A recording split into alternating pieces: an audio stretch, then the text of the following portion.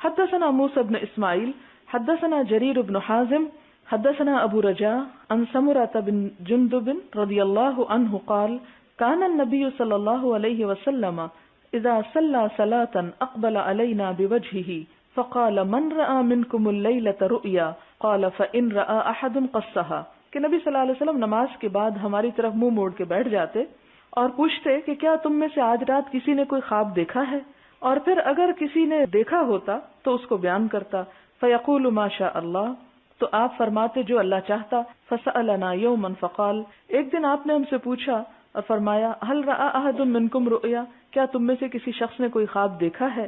قلنا لا، ہم نے کہا نہیں۔ قال لکنی رأیت اللیلۃ، آپ نے فرمایا کہ میں نے آج کی رات میں دیکھا ہے کیا، رجلین، دو مردوں کو، دو لوگوں کو، اتیانی، جو میرے پاس آئے۔ اب آپ کا خواب پڑھتے وقت یہ یاد رہے کہ آپ کے خواب سچے تھے اور آپ کے خواب سے شریعت ثابت ہوتی ہے، کیونکہ آپ پر وحی کی ابتدا سچے خوابوں ہی سے ہوئی تھی، لہذا اس حدیث کو پڑھتے ہوئے یہ یاد رہے کہ یہ بالکل اسی طرح کی سچی بات ہے جس طرح آپ صلی اللہ علیہ وسلم کا ویسے کوئی قول پڑھتے ہیں۔ آپ نے فرمایا کہ میرے پاس آج رات دو لوگ آئے، دو مرد آئے، یعنی مراد دو فرشتے تھے، فأخذا بیدی، ان دونوں نے میرا ہاتھ پکڑا، فأخرجانی، تو مجھے لے گئے، الی الارض المقدسۃ، ارض مقدس کی طرف، یعنی بیت المقدس کی طرف، فاذا رجل جالس، تو میں نے دیکھا کہ ایک شخص تو بیٹھا ہے، ورجل قائم، اور ایک شخص کھڑا ہے، بیدہ، اس کے ہاتھ میں ہے، قال بعض اصحابنا عن موسیٰ بیدہ کلوب، یہ بیچ کی بات چھوڑ کے آپ دیکھیں کہ اس کے ہاتھ میں ایک لوہے کی سلاخ ہے، کلوب کہتے سلاخ یا آنکڑا یا کانٹا یا ایسی چھیدنے والی چیز، من حدید، لوہے کی، یدخلہ فی شدقہ، وہ اس کو اس کے گال میں چبھوتا ہے، حتی یبلغ قفاہ، یہاں تک کہ وہ سلاخ اندر سے اس کی گدی کی طرف نکل جاتی، یعنی یہاں پیچھے گردن کی طرف سے، یعنی اس طرح وہ اس کے اندر ڈالتا ہے کہ پچھلی طرف سے وہ چلی جاتی ہے۔ ثم یفعل بشدقہ الآخر مثل ذلك، پھر اس کے دوسرے گل پھڑے کی طرف یا گال کی طرف بھی وہ ایسے ہی کرتا ہے، ویلتئم شدقہ ھذا، اتنے میں اس کا پہلا گال جڑ جاتا ہے، فیعود، پھر وہ لوٹتا ہے، فیصنع مثلہ، پھر وہ اسی طرح کرتا ہے۔ قلت ما ھذا، میں نے پوچھا یہ کیا ہے، یہ کس کی سزا ہے، یہ کس کو اس طرح اذیت دی جا رہی ہے؟ قالا، دونوں کہنے لگے انطلق، چلو ابھی، فانطلقنا، ہم چل دیے، حتی اتینا علی رجل مستجع علی قفاہ، یہاں تک کہ ہم ایک شخص کے پاس پہنچے جو اپنے بیک پر لیٹا تھا، قفا، قف یہ مہرے ہوتے ہیں نا پیٹھ کے، یعنی بالکل سیدھا لیٹا ہوا تھا، مراد یہ ہے، ورجل قائم علی رأسہ، اور ایک شخص اس کے سر کی طرف کھڑا تھا، بفہر او صخرۃ، ایک پتھر لیے ہوئے، فہر یا صخر پتھر کے لیے استعمال ہوتا ہے، اور فہر کہتے ہیں اتنا پتھر جو ہاتھ میں اٹھا لیا جائے، یعنی کافی بڑا جس کو ایک ہاتھ اٹھا سکے، اور صخرہ اس سے ذرا بڑے پتھر کو کہتے ہیں، یعنی بھاری پتھر، فیشدخ بہ رأسہ، اور وہ پتھر اس لیٹے ہوئے شخص کے سر پہ مارتا ہے، فاذا ضربہ، تو جب وہ اس کو مارتا ہے تو کیا ہوتا ہے، تدہدہ الحجر، تو اس سے کیا ہوتا ہے، پتھر لڑھک جاتا ہے، فانطلق الیہ، پھر وہ اس کی طرف جاتا ہے، لیأخذہ، کہ اسے لے لے، فلا یرجع الی ھذا، پھر وہ ابھی اس کی طرف نہیں لوٹتا، حتی یلتئم رأسہ، کہ اس کا سر دوبارہ اپنی اصلی حالت پہ آ جاتا ہے۔ سمجھ لیجئے تھوڑا سا کہ وہ ایک شخص لیٹا ہوا اور ایک کھڑا ہے، جو کھڑا ہے اس کے ہاتھ میں پتھر ہے، وہ پتھر اس کے لیٹنے والے کے سر پہ مارتا ہے، اور سر پہ لگ کے وہ پتھر ذرا دور جاتا ہے، مارنے والا وہ جا کے ابھی پتھر اٹھا ہی رہا ہوتا ہے تو اتنی دیر میں اس شخص کا سر دوبارہ اپنی اصلی حالت میں آ جاتا ہے، وعاد رأسہ کما ہوا، اور اس کا سر ویسا ہی ہو جاتا ہے جیسا وہ تھا، فعاد الیہ، پھر وہ اس کی طرف لوٹتا ہے، فضربہ، تو اس کو پھر مارتا ہے، یعنی پھر پتھر مارتا ہے، پھر سر جڑتا ہے، پھر مارتا ہے۔ قلت من ھذا، میں نے پوچھا یہ کون ہے؟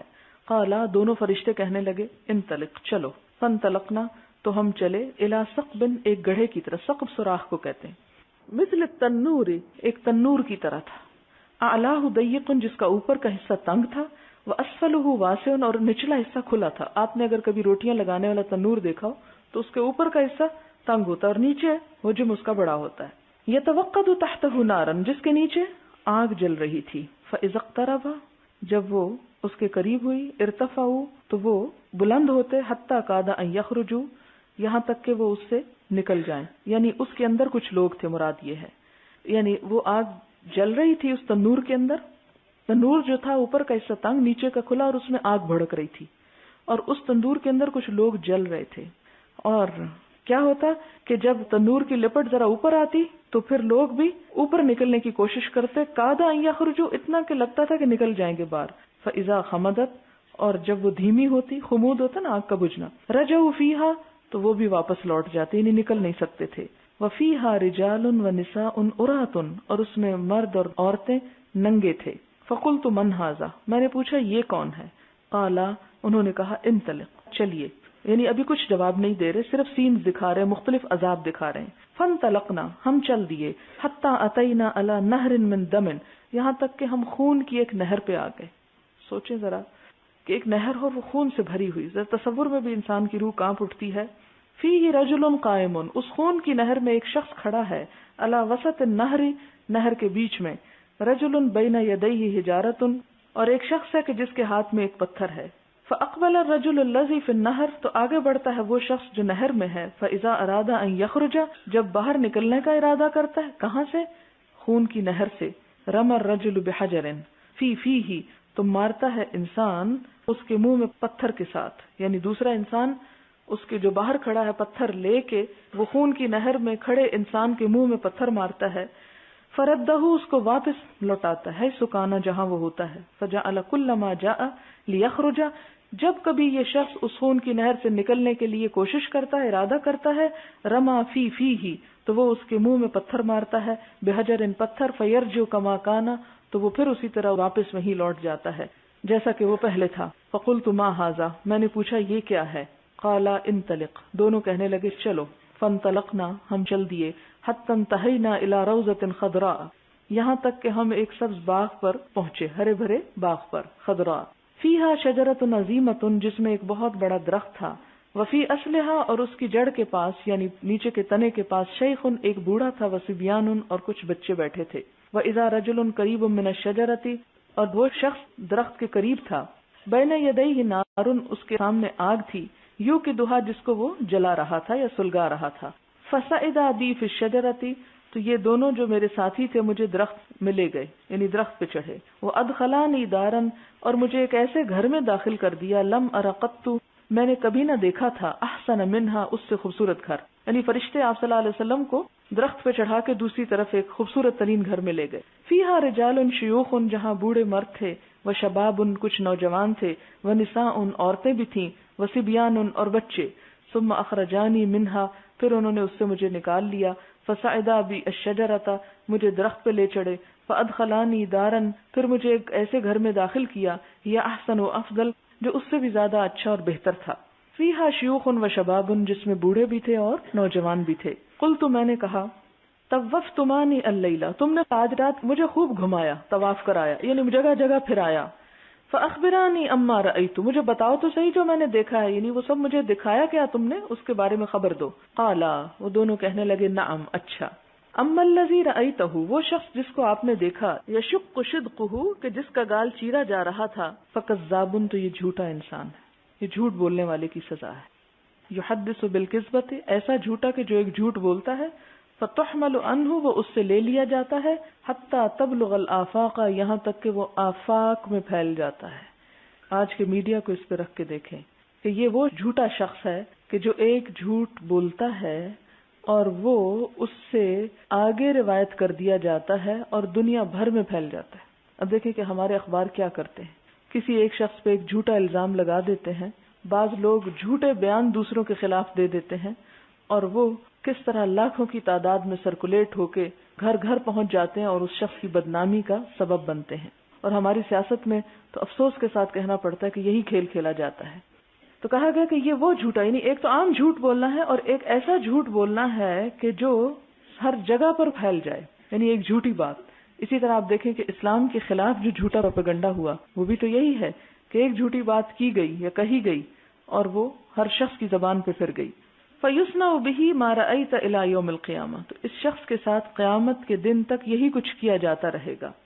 وَالَّذِي رَأَيْتَهُ يُشْدَخُ رَأْسُهُ، اور وہ شخص کے جس کے بارے میں تم نے دیکھا کہ اس کا سر پھوڑا جا رہا تھا. فَرَجُلٌ عَلَّمَهُ اللَّهُ الْقُرْآنَ، تو ایسا شخص کہ جس کو اللہ نے قرآن سکھایا. فَنَامَ عَنْهُ بِاللَّيْلِ، تو وہ اس کے ساتھ رات کو سو جاتا ہے، یعنی پڑھتا نہیں ہے اس کو.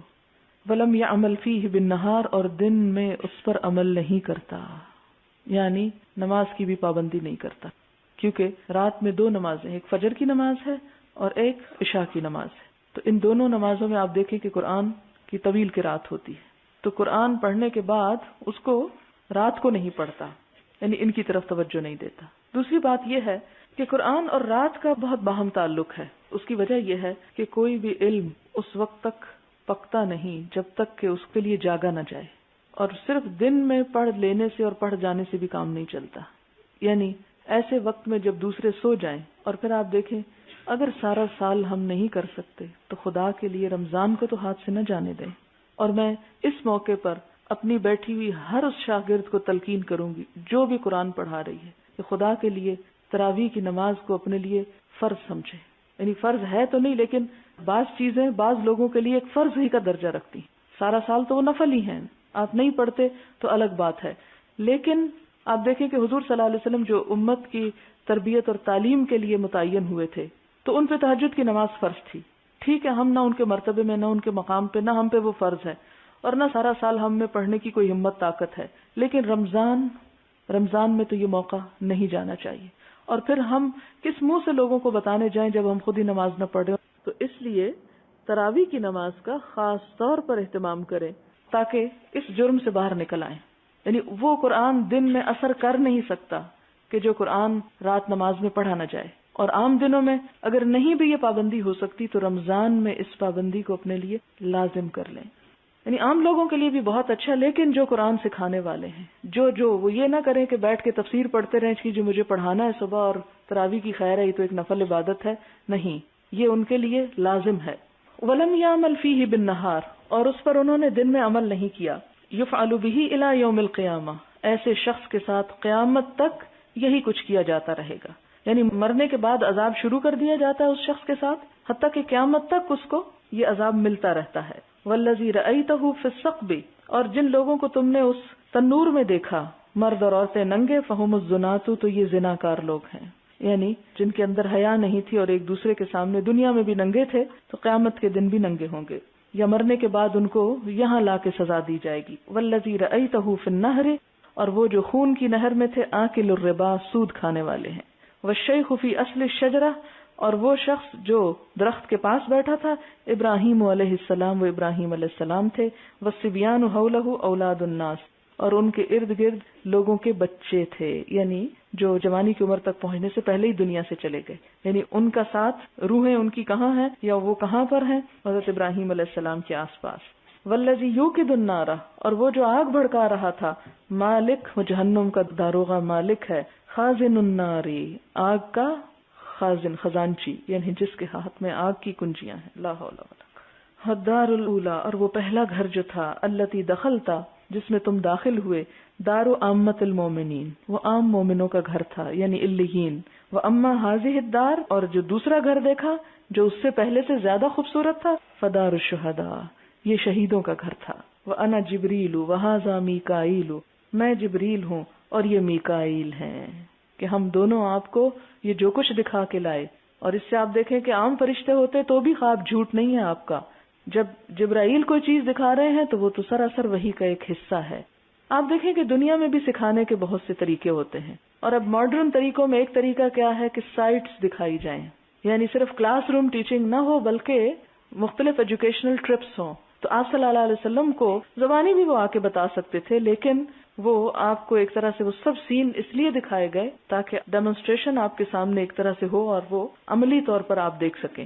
اور چونکہ ہمارے اور ان تمام علوم کے درمیان نبی صلی اللہ علیہ وسلم واسطہ ہے، آپ کو عین الیقین کے ساتھ وہ علم دیا گیا اور ہمیں آپ کے اوپر ایمان لا کر ان سب باتوں کو مان لینے کا حکم دیا. آپ دیکھیں کہ آپ میں سے ہر شخص ہر کام خود نہیں کرتا، بہت سے لوگ کرتے ہیں اور باقی لوگ اس کا سپورٹ کرتے ہیں، ساتھ دیتے ہیں. بہت سی چیزیں ایسی ہوتی ہیں کہ جو آپ نے خود نہیں دیکھی ہوتی ہیں، ایک دیکھ آتا ہے اور آپ سب اس کی بات کو مان لیتے ہیں اور وہ آپ کی طرف سے ایک ریپرزینٹیٹیو ہوتا ہے.